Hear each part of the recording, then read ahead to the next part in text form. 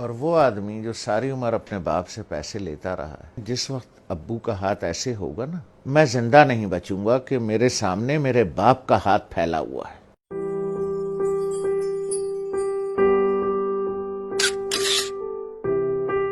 ایک دن میں بیٹھا ہوا تھا، اسلام آباد سے گیا تھا کراچی، نوکری میں تھا، تو ہم امی کے کمرے میں بیٹھے تھے، وہ اپنے سامنے بیٹھی ہوئی تھیں،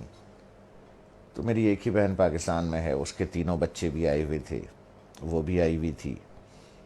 تو ادھر صوفہ رکھا تھا تو اس پہ میں بیٹھا تھا، 2 لوگوں کا صوفہ تھا، ہے وہ، تو والد صاحب برابر میں بیٹھے تھے، تو سب لوگ باتیں کر رہے تھے، تو میں نے کچھ 2-4 پیسے نکال کر کے والد صاحب کو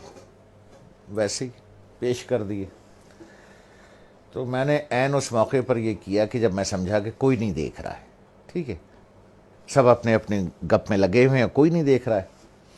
تو میں نے اس موقع سے فائدہ اٹھا کے جلدی سے چھپا کے ابو کو،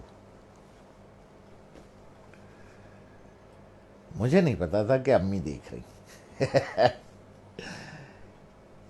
تو انہوں نے بڑے زور سے کہا دوبارہ دو، جیسے وہ ذرا سختی سے بات کرتی ہوں، تو مجھے یہ تو پتا چل گیا کہ انہوں نے دیکھ لیا، تو میں سوچ رہا ہوں کہ یہ کیوں کہہ رہی ہیں دوبارہ دو۔ ان کا نواسا ساتھ بیٹھا تھا، حمزہ، جو ماشاءاللہ 6.25 فٹ کا ہے، اس وقت 6.25 فٹ کا تھا،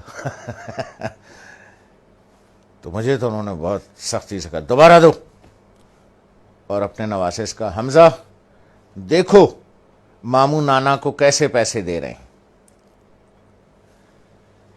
تو میں نے جیب سے جو بھی پیسے نکالے یہاں رکھ کے والد صاحب کو ایسے یوں کر کے چھپا کے پیش کر دیے، تو ابو نے اٹھا لیے، تو دوبارہ جب امی نے کہا کہ دوبارہ دو، حمزہ دیکھو ماموں کیسے پیسے دے رہے ہیں نانا کو، تو میں نے دوبارہ دے دیے، تو والدہ نے کہا کہ اب اسے بتاؤ کہ تم نے ایسے کیوں دیے۔ تو میں نے کہا دیکھو بھائی حمزہ میاں، یہ میرے والد صاحب ہیں، میں ساری عمر ان کے ہاتھ سے پیسے لیتا رہا، اب میں نے یوں نکال کے پیسے دوں گا تو میرے والد صاحب کا ہاتھ یوں ہوگا،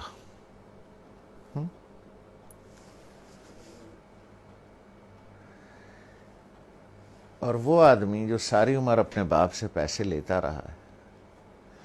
جب میں نے کہا اپنے بھانجے سے، میں نے کہا حمزہ میاں جس وقت ابو کا ہاتھ ایسے ہوگا نا، تو میں تو مر جاؤں گا، مجھے ہارٹ اٹیک ہو جائے گا، میں زندہ نہیں بچوں گا کہ میرے سامنے میرے باپ کا ہاتھ پھیلا ہوا ہے، اس لیے بیٹا میں ایسے دیتا ہوں یہاں رکھ کے کہ والد صاحب یہاں سے اٹھا لیں، انہیں میرے سامنے ہاتھ نہ پھیلانا پڑے۔ جس طرح سے پرانے وقتوں میں بادشاہوں کو نظر اور نیاز دی جاتی تھی نا یوں کر کے، اور بادشاہ اگر قبول کر لے، اٹھا لے، تو وہ نیاز قبول ہو جاتی تھی، جیسے آج بھی مزاروں پر ادھر ادھر پیروں کو ایسے کر کے نظر دی جاتی ہے، پیر صاحب ہاتھ لگا دیتے ہیں یا کبھی کبھی اٹھا بھی لیتے ہیں،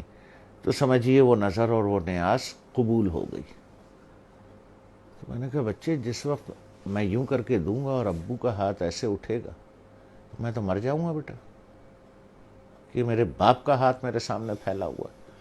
تو اس لیے میں ایسے کر کے نظر پیش کرتا ہوں چھپا کے کہ کوئی دیکھ نہ لے کہ باپ ہاتھ پھیلا رہا ہے، نہیں نہیں نہیں، باپ نظر قبول کر رہا ہے، اس نے ہاتھ لگا دیا تو قبول ہو گیا۔ اب وہ حدیث مبارک کا مفہوم ذہن میں لائیں، جب سرکار رحمت اللہ عالمین صلی اللہ علیہ وسلم نے بیٹے کا گریبان پکڑ کے کہا کہ تو اور تیرے پاس جو کچھ ہے تیرے باپ کا ہے، لوگ بھاگتے ہیں، میں آخری بات کروں، لوگ بھاگتے ہیں وہ فلانے پیر صاحب سے دعا کرا لیں، ہیں جی، وہ فلانے مزار پہ دعا کر لیں، وہ پیر صاحب کا جھوٹا پانی پی لیں، ہیں جی، وہ پیر صاحب کی جوتیاں اٹھا لیں، بخشے جائیں گے، ثواب ملے گا۔ ارے یار 2 عدد پیر تمہارے گھر میں بیٹھے ہیں،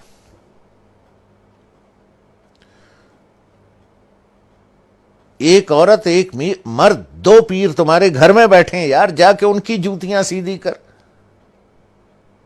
ان کا جھوٹا پانی پی، ان کے پیر دبا، پیر صاحب کے بجائے باپ کو نظر اور نیاز پیش کر، جا کے ابا کے جوتے پالش کر،